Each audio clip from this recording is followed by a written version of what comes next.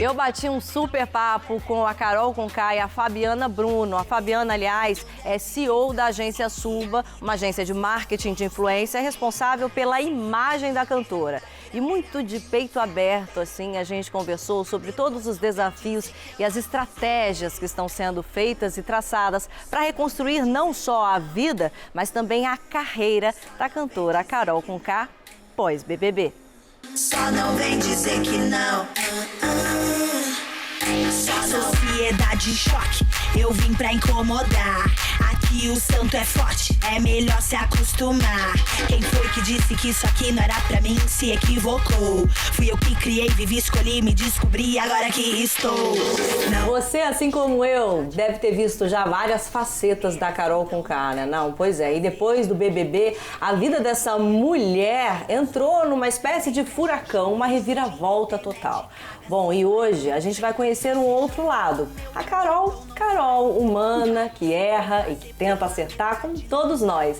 E aqui a Fabiana Bruno, que é da Suba, uma agência de marketing de influência e que está ajudando muito a Carol nesse momento tão importante. Tudo bem? Estou muito feliz de estar aqui. Ai, muito feliz de poder dividir e trocar isso com vocês. Porque assim, eu acho o Big Brother um grande laboratório humano, assim, sabe? Super. Em que pessoas são testadas o tempo todo.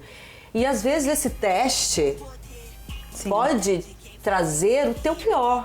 Então, Carol, como é que você lida no agora também nesse olhar desconfiado das pessoas quanto a você, assim? Hoje eu consigo entender melhor essa questão, né, de ter que ficar me provando. Então, o ter que eu já tirei. O ter que. Porque esse ter que fazer é cansativo. Eu tô olhando mais pra mim, é uma coisa bem profunda mesmo. Eu quis entender o porquê que eu agi daquela forma e tentei buscar aqui fora outras atitudes ou outras situações que eu precisei agir daquele jeito. E nada do que eu tenha feito aqui fora chegou no nível de atitude que eu fiz na casa. E essas atitudes que eu tive lá dentro, elas são marcas de alguma outra coisa que eu tenha vivido aqui fora. Então eu fui muito mais profundo do que só pensar, eu entrei no reality, me estressei, já foi, o jogo acabou. O jogo acabou, mas a pesquisa de quem sou eu, por que eu fiquei daquele jeito, não acabou, tá só no começo. Então eu entendo as pessoas ainda ficarem, poxa, mas ela é ela mesma, ela tá atuando. Uma das coisas que mais deixou a gente impressionado foi o fato das pessoas não acreditarem em eu chegar e conversar de boa. É como se eu tivesse que estar sempre gritando. Eu não faço isso, eu não sou assim. E lá dentro da casa, sim, é um jogo, tem uma tensão, então a irritabilidade, ela tava constante dentro de mim, sabe? Mas eu não tô me sentindo ameaçada aqui fora, então logo não vou ter essas atitudes aqui. Mas ainda as pessoas, elas preferem, tem gente que prefere, é mais confortável ficar na posição de odiador do que falar, não, eu não vou perdoar, eu não vou entender, ter empatia com ela, porque aí é o orgulho gritando, né? Falando, não, eu tendo empatia com ela, eu vou discordar do que eu achei o que era no passado. Então eu continuo trabalhando, focando nas minhas coisas, principalmente na saúde mental agora, né? Não quer dizer que, ela estava doente, estava loucona, não é isso, mas houve um desleixo da minha parte comigo mesma. Foi a Carol, era a Carol, que tava lá. Era uma personagem. E todos nós temos. Eu acho que tem uma coisa interessante do mundo, né, atual, que é o lugar do algoritmo, né, o lugar exponencial. Ele tá na TV, ele tá no Instagram, ele tá nas redes, né? E ele hoje, ele não é controlado por roteiro. Né? Ele é a vida ao vivo. E não é sobre negar, nossa, aquilo lá já foi. Não, aquilo lá é parte de uma história que ela vai chegar, e já está chegando muito perto disso, até de ter orgulho, né? De ter podido encarar de frente. Né? Não é o frame da Carol dentro da casa, é o caminho da Carol, antes, durante e depois da casa. E a gente está muito nesse olhar agora, a gente vai, até estava te comentando, lançar uma série dela, né, no Instagram, que a gente está construindo, que é sobre saúde mental. E não é o processo terapêutico da Carol, é ela como comunicadora, né, dando acesso às pessoas a terem contato com todas as possibilidades de autocuidado. Ao longo da vida, eu fui aprendendo a combater para não cair. Exato. Então, ao menor sinal de ameaça ou ataque pra cima de mim, eu vou contra-atacar. Iria, né? Agora eu sou mais tranquila. Mas era essa a minha atitude. Então, por isso que muitas pessoas que me conhecem, convivem, falam: eu nunca vi ela fazendo isso. Porque são pessoas queridas, são pessoas que nunca me machucaram, nunca me magoaram. Mas pessoas que me magoaram, eu tentei mostrar que eu não ia cair. E dentro de uma situação de pressão como essa, onde a gente tem que ficar arquitetando relações para não ir para um paredão, por exemplo, ali você se sente ameaçado o tempo inteiro. E aí a armadura vem. E essa armadura, ela não saía mais de mim. Todos os dias eu acordava e aquela armadura ali. E é essa pesquisa que eu tenho feito, porque eu precisei tanto me armar quando eu me sentia ameaçada. Na casa eu fiquei tão louca que eu lembrava dos bêbados sem noção que eu tinha enfrentado, um deles era meu pai. Então, por isso eu fiquei daquele jeito cega de raiva. Então, uma perseguição, uma pequena perseguição com o Lucas, parecia. O que eu vi aqui de fora quando assisti, parecia que eu tava perseguindo ele. Só que lá dentro não era esse rolê. Tipo, nem... É outra coisa, Nossa, né? É só quem tá lá dentro pode saber o que viveu. Eu saí de lá de Total. fora assim: ai, cadê o Lucas? Vou dar um abraço nele. Ai, como é que ele tá? E o pessoal, então... Ele tá bem. Eu falei: quero falar com ele. Então, acho que agora não é hora, né? Aí quando eu vi como tava o mundo aí... E aí eu quero que você fale um pouquinho sobre isso, a partir dessa sua dor, desse olhar doloroso que você teve que ter sobre você mesma, né? Que é horrível a gente se ver de fora, né? A gente não tem essa mania de se olhar de fora. Vamos me ver de fora. Big Brother é isso, você sai, você se olha de fora. Super. E como que você está transformando isso? O que isso está fazendo a Carol que eu tô vendo aqui e que transformação que essa Carol tá passando? Essa menina super jovem. Então, eu sempre falo que a gente se conhece melhor quando a gente ouve quem tá mais próximo, né? Então, ou numa relação, ou amigo, ou irmã, ou mãe. Então, eu procuro sempre perguntar sobre mim pras pessoas. Quando eu vi o que eu fiz no BBB, eu fiquei em choque, porque as pessoas nunca me falaram sobre aquilo que eu vi. Porque elas nunca viram. E aí eu pensava: tudo bem, eu fiz aquilo lá dentro, eu não vou fazer mais aqui fora. Mas vai que eu tô numa situação que eu me sinta ameaçada, acuada, e aí eu precise falar coisa que magoa, precisa humilhar. Eu não quero fazer isso, eu não quero ser essa pessoa. Então eu olho pra isso que eu causei, que foi gigantesco, eu não imaginava que ia ser nesse tamanho. Mas eu entendo até os haters, eu consigo entendê-los, assim, super entender. Porque se me faltou empatia, caridade e humildade dentro da casa, eu não quero que me falte isso aqui fora. Então eu tenho empatia até com os meus haters, porque eu causei isso e essa sensação neles. Então se eu tive o poder de causar a sensação do ranço, eu tenho também o poder de causar a sensação de empatia ou de reflexão nas pessoas. E foi assim que eu apareci na final do BBB, com essa consciência. Sabe uma coisa interessante? A Carol tem, eu brinco que é gente que passou na fila da luz, gente que não passou, que é uma das únicas coisas que não se ensina é sobre luz, né? É uma coisa que vem. E aí, quando ela ficou super assustada com a saída, com a coisa, as marcas, né, me procurando, falando o que a gente faz com os contratos, com a coisa, é uma sensação de tipo, nossa, o que foi que eu fiz nesse lugar, né?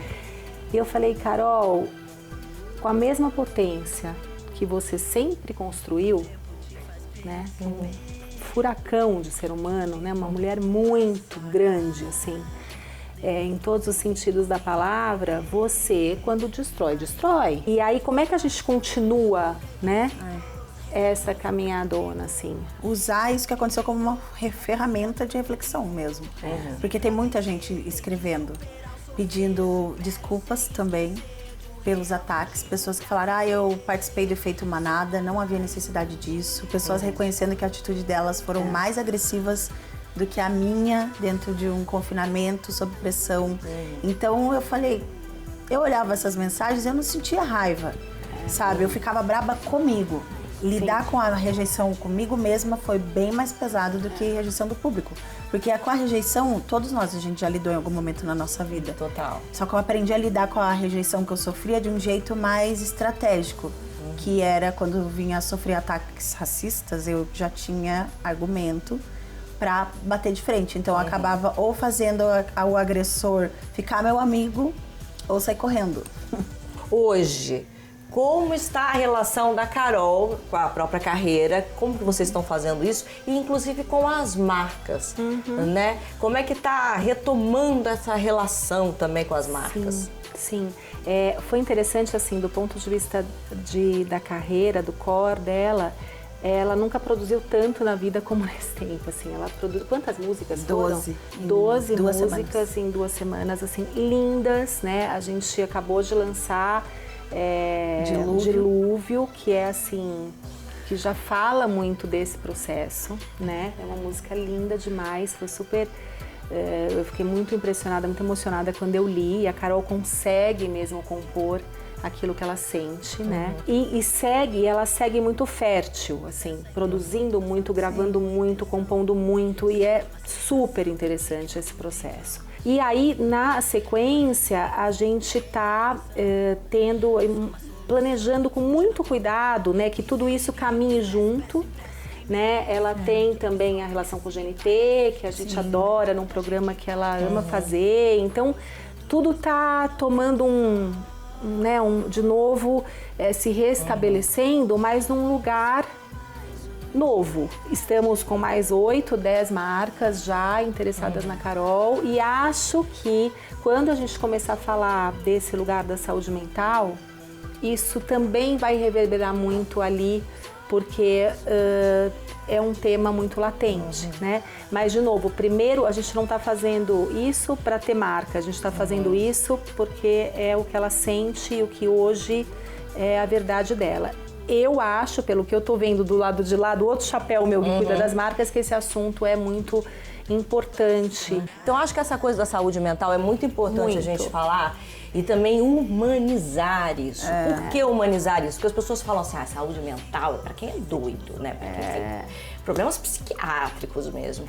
E não, é muito mais normal, faz muito mais parte da nossa vida.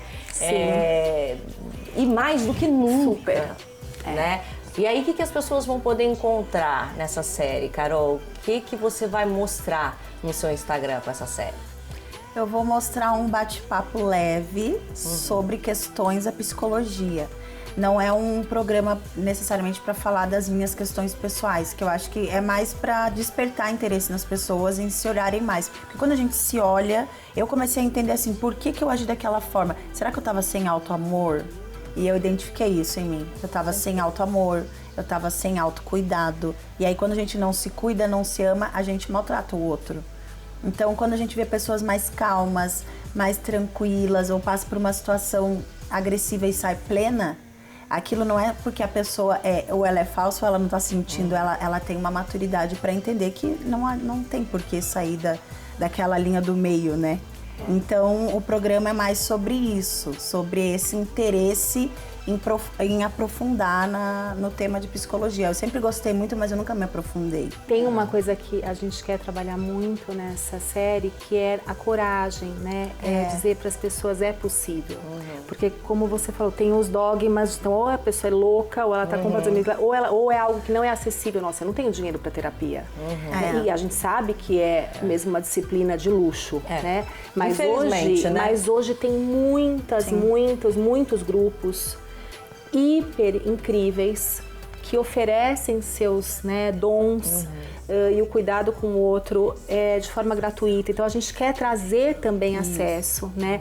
A gente tem um capítulo que é o acolhimento, falar da importância de se acolher, né? Porque tudo que ela tinha quando ela saiu era raiva dela mesma. O que eu fiz? Eu. Primeiro é acolher a si mesmo, acolher ao outro, né? Quando você vive uma situação assim dentro de casa, como ela viveu com o pai dela por tantos anos, uma situação de alcoolismo, o que ela... Né? Você entender, essa é a minha história. Então, ela sentiu desejo, necessidade de fazer alguma coisa com esse lugar para além dela. Não é sobre cuidar de si mesma, né? E de novo, assim, pro bem e pro mal, as redes nos ajudam a exponencializar uma coisa, né, do privado, do processo interno que ela está vivendo para o público. Então a gente quer trazer essa resposta também, não como uma resposta de como é que você faz essa gestão de crise, mas como um convite coletivo, sabe? Sim. E como é importante você trazer isso dentro de uma rede social como é o Instagram, que é uma rede que hoje mexe muito com a saúde mental das pessoas, com a autoestima das pessoas. Então acho que é um desafio para todos nós de comunicação, para as marcas, para as redes sociais e tudo, e principalmente para as marcas pessoais, né, se entenderem como marcas, né? Sou humana, mas represento um coletivo. E isso tem uma responsabilidade. Sem dúvida. Né? E então eu tenho que olhar para isso e ver como é que eu vou trabalhar esse lugar de responsabilidade sobre a minha audiência e sobre as pessoas que se sentem representadas por mim. Porque essa decepção também é maior nesse lugar. Né? Meninas, queria muito agradecer a vocês. já ótimo. acabou. Uma pena, né? Dá vontade de passar horas aqui conversando. Muito gostoso. Gente, Tava obrigada, Obrigada. de verdade, viu? Obrigada, viu? Eu adorei. Beijo. Espero que vocês tenham gostado. E o recado Obrigada. máximo pra vocês aqui, empatia. Vamos ter mais amor ao próximo. Já tá tudo tão difícil, a gente já tá vivendo momentos tão difíceis, tão dolorosos, de tantas perdas. Vamos dar mais amor, menos ódio. Que de ódio a gente tá, ó, até aqui já, até a tampa. Vamos encher o mundo de amor. É só assim, acolhendo, cuidando, que a gente consegue um mundo melhor. Sigo só.